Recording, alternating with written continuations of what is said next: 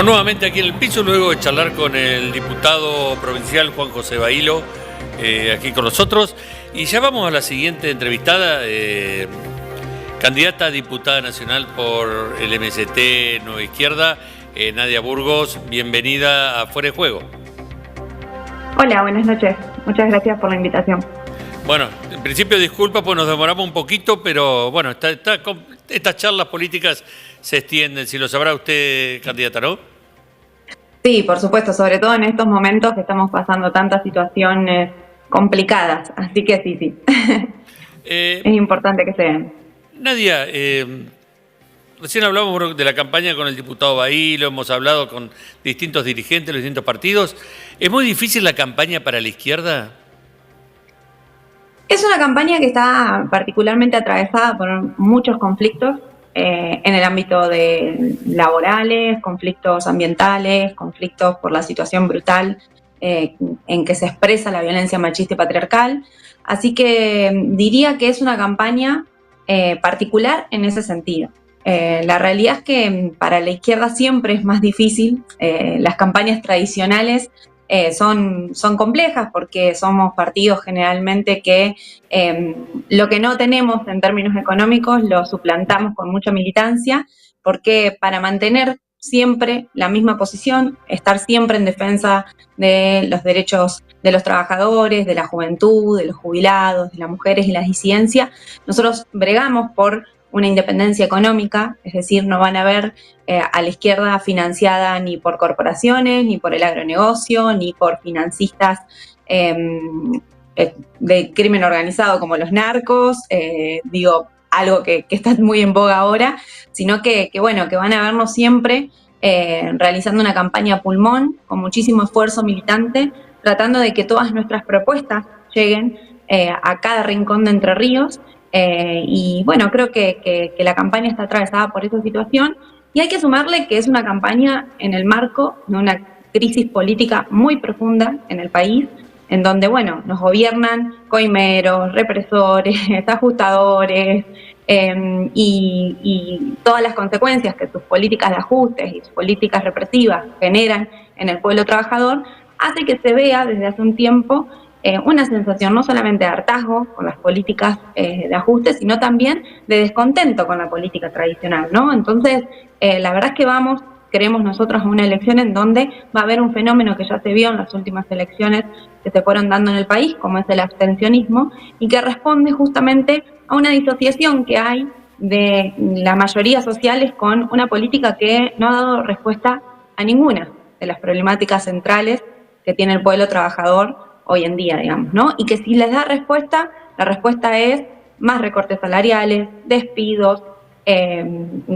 palazos a los jubilados todos los miércoles, recortes de los presupuestos para erradicar y prevenir la violencia de género, más medidas que amplifican el extractivismo y el saqueo, es decir, respuestas que siguen profundizando la crisis social y económica que tenemos, y eso hace que la gente, la verdad, que esté podrida, digamos, ¿no? Bueno, nosotros le decimos a la gente que claramente los entendemos, que somos un partido de trabajadores, que vivimos de nuestro salario, que nos pasa lo mismo que a todos ustedes cuando van al supermercado, cuando hay que ver cómo hacemos para ayudar al jubilado de la familia a que pueda seguir sosteniendo la calidad de vida porque le cortaron los medicamentos, porque también profundizan situaciones que en este país son una cotidiana, como la imposibilidad de acceder a una vivienda propia, y entonces el alquiler se lleva el 30, 40, 50% de tu salario. Digo, en ese marco nosotros entendemos el hartazgo que hay con la política tradicional, pero invitamos a que en octubre hagan un voto útil, un voto a una expresión política como es el Frente Izquierda Unidad, como es el MST Nueva Izquierda en Entre Ríos, que siempre venimos luchando en la calle y que queremos además ahora poder llevar las voces que nunca entran en el Congreso a que, bueno, también estén allí presentes con una banca de izquierda que realmente marca la diferencia cada vez que hay diputados de izquierda que puedan defender los derechos de todos los que la peleamos cotidianamente, ¿no? Nadia, hace alrededor de 2 años, 2 años y medio, le hicimos aquí una nota al Pollo Sobrero, ¿sí? Y le vamos a hacer la misma pregunta que le hicimos a él. un discurso atractivo, un discurso cercano a la gente, a la izquierda. ¿Y por qué la gente no acompaña con el voto? Digo, mayoritariamente estoy hablando, porque de hecho hay representantes en el Congreso Nacional de la Izquierda, y en muchas provincias hay diputados, hay concejales y demás.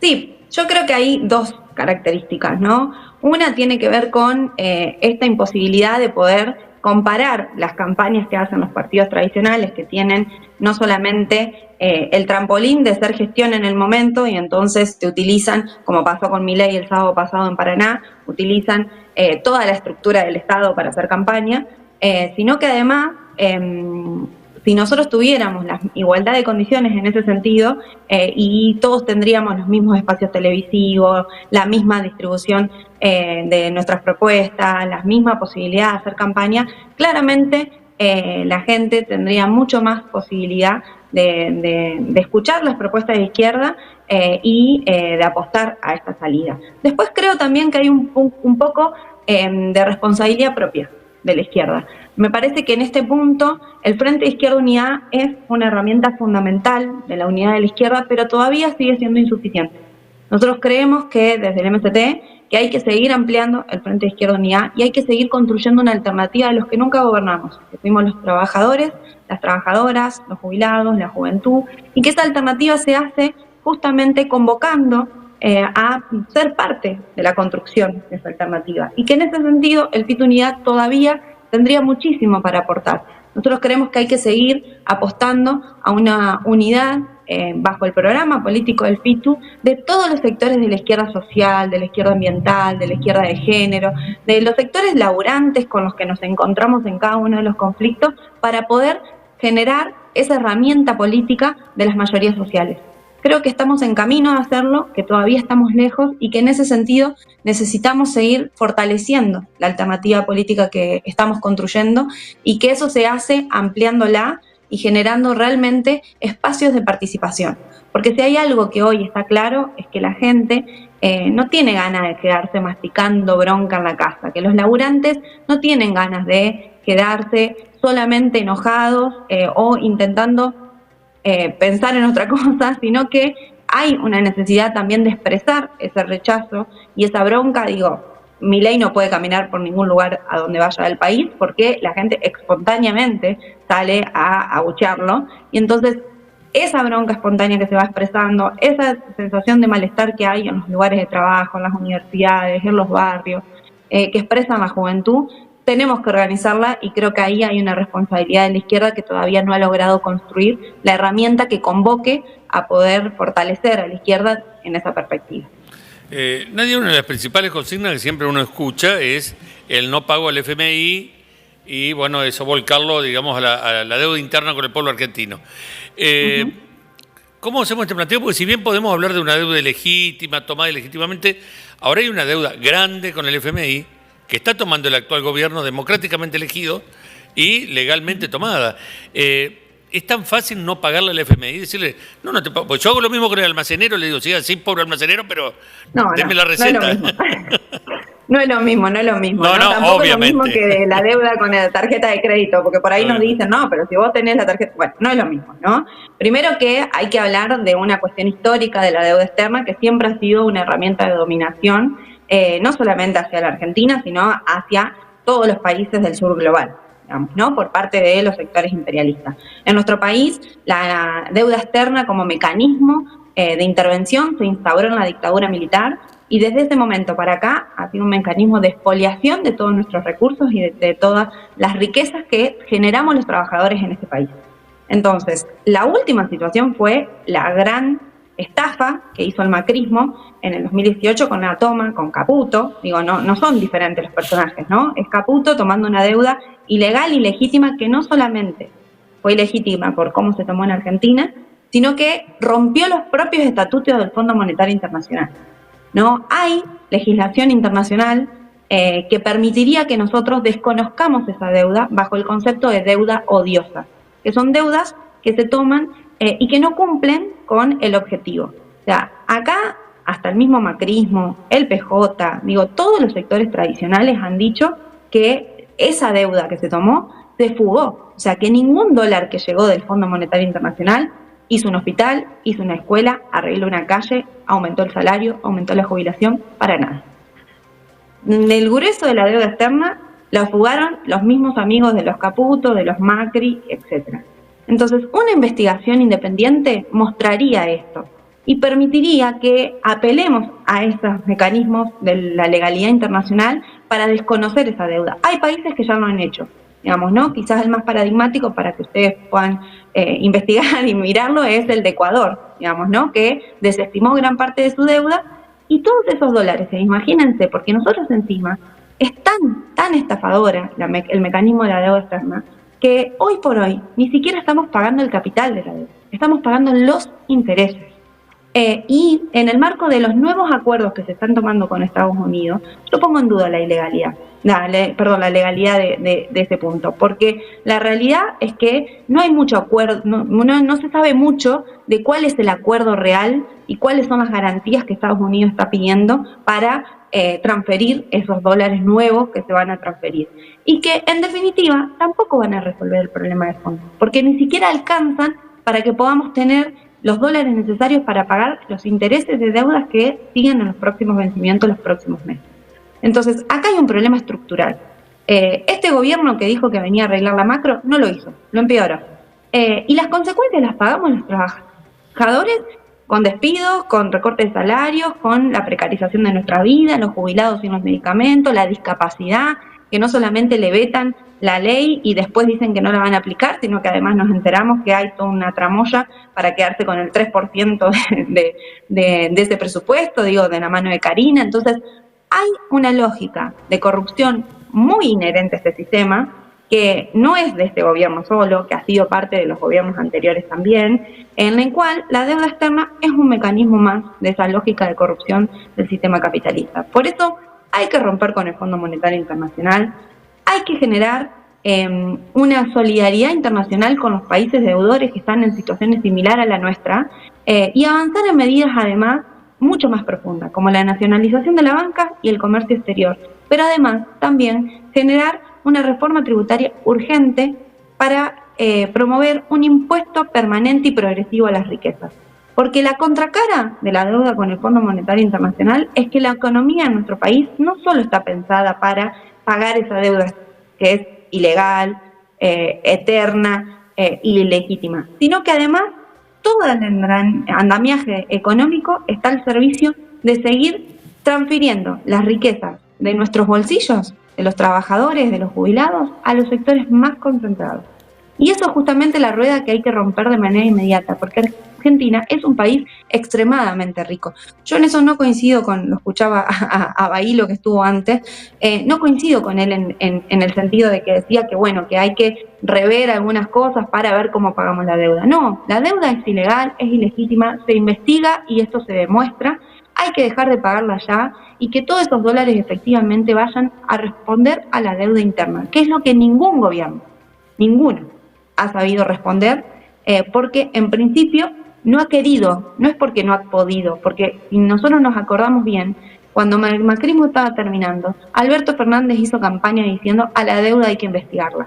Cuando llegó al gobierno, revalidó esa deuda y intentó ser como Cristina Fernández de Kirchner, un pagador serial. Ahora, esos pagadores seriales, los únicos que han generado es que la deuda externa siga siendo un mecanismo de sometimiento y en un contexto de crisis mundial como la que estamos viviendo, en donde hasta los países hegemónicos o que han sido hegemónicos hasta el último tiempo, como Estados Unidos, tienen un problema de deuda externa brutal, este tipo de mecanismo hace que nuestros países, que terminan siendo los productores de materia prima para esos grandes países imperialistas, tengan además las consecuencias sociales tan brutales que estamos viviendo. Entonces, hay que romper esa lógica y hay que empezar a pensar efectivamente cómo resolvemos los problemas más estructurales de este país desde una perspectiva de la clase trabajadora y no desde una perspectiva de las corporaciones.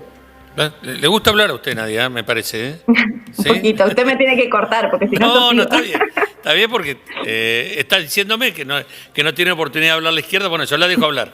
Nadia, ¿qué es lo que le dice? Estamos llegando al final, pero no quería no preguntarle esto. Cuando recorre la calle a la izquierda, usted, Pablo Amarillo, ¿qué es lo que le dice la gente a los candidatos a la izquierda?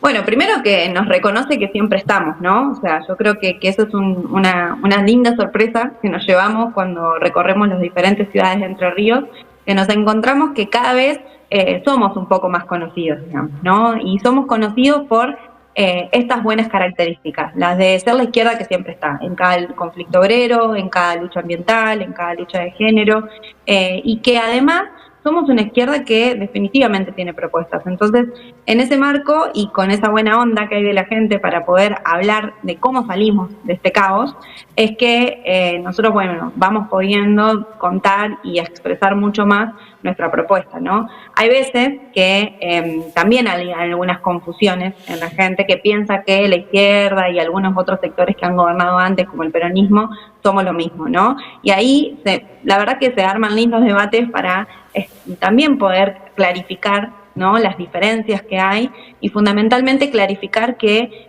la izquierda en Entre Ríos no ha tenido nunca una representación en el Congreso Nacional y que justamente creemos que es momento de hacerlo, digamos, ¿no? O sea, que si hoy están enojados con Milei y quieren expresar su bronca, pero no quieren que vuelvan a ser diputados los mismos de siempre y que además volvamos a viejas recetas que ya fracasaron. Bueno, los invitamos a que fortalezcan al Frente de Izquierda Unida, a que llevemos diputadas y diputados de izquierda al Congreso para, desde una perspectiva distinta, poder empezar a construir una salida a esta crisis tan brutal que empieza también, ¿no?, con profundizar las luchas en curso. Nosotros en eso también, además de todo lo que dije antes, tenemos algunas diferencias de perspectiva y de caracterización. Nosotros creemos que Milei se tiene que ir ya, digamos, ¿no?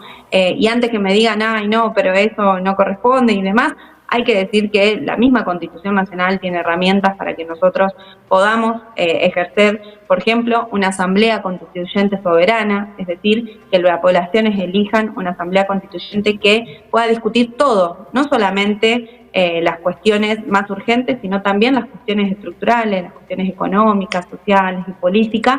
Y la verdad es que nos parece que esto es urgente porque cada minuto que gobierna Milei es un derecho que los trabajadores estamos perdiendo, es un golpazo más a los jubilados, es un ataque más a la discapacidad, a la salud, a la educación. Quiero abrazar y apoyar el paro nacional de los docentes mañana, tan importante para defender la educación pública de nuestro país y el trabajo docente que necesita ser revalorizado de manera urgente. Y bueno, y en ese marco, como siempre, la izquierda es también una amplificación de todas esas voces que luchan por otra salida. Y bueno, esperemos que también puedan acompañarnos, fortalecer el 26 de octubre a una perspectiva diferente como la que proponemos desde el Frente de Izquierda Unida. Nadia Burgos, candidata del MST Nueva Izquierda, le agradecemos mucho la presencia aquí en Fuera de Juego desde Gualeguaychú para toda la provincia por la red de canales de Somos. Muchas gracias a ustedes por el espacio y por este rico debate. Buenas noches.